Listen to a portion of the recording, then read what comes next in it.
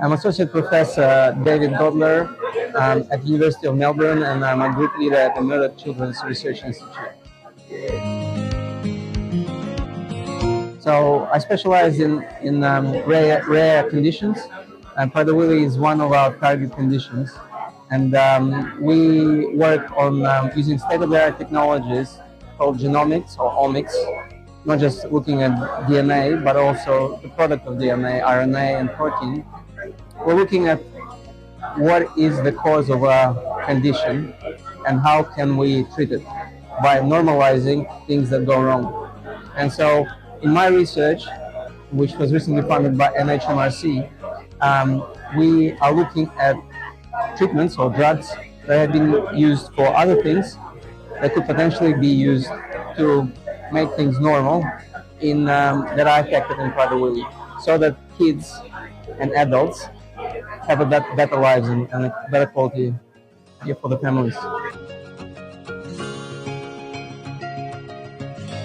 So there are some challenges like hunger that makes life difficult for the children and for adults. So if you know what causes it and how to correct it, we can improve their lives.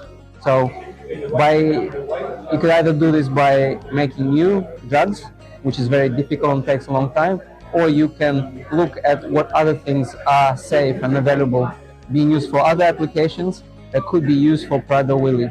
And so we're using fancy tools, artificial intelligence, together with very, very innovative state-of-the-art technologies like genomics and transcriptomics to try to understand which cells in the brain are not working as they should, and how these drugs that are used for other things could potentially normalize them and make them work better, like you would expect in children who do not have Prader-Willi.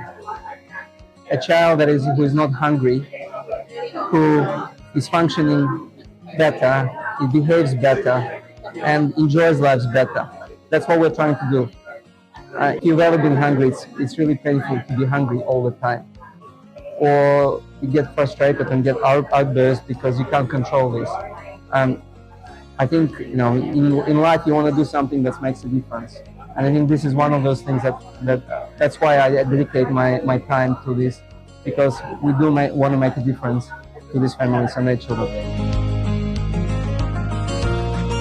So I think it was in 2016, Kath came to our institute. We had a little session with the director of the institute, and she was asking who is doing any relevant research to Prader-Willi. We had that first session, and Kath organized a seminar at the University of Melbourne, which I attended, and she had this very emotional video that she ran of her daughter, who did a lot of heartstrings, not just for me, but a lot of other people.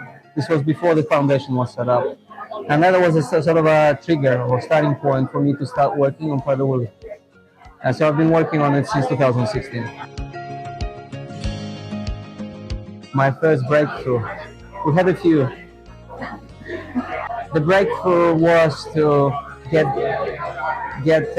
intricate genomic, transcriptomic technologies to work on brain tissues that came to us from US, from NIH Biobank, where we started unraveling the mysteries of how cells interact with one another and what goes wrong.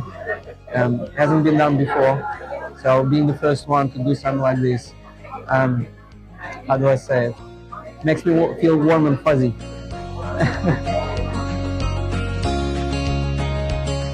The foundation has been fantastic since it started. It's been building on strength to strength, and engage the families.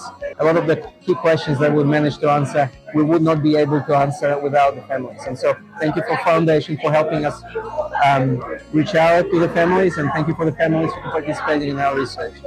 We set up a biobank so that the information that we collect is not just for us, other researchers can use it.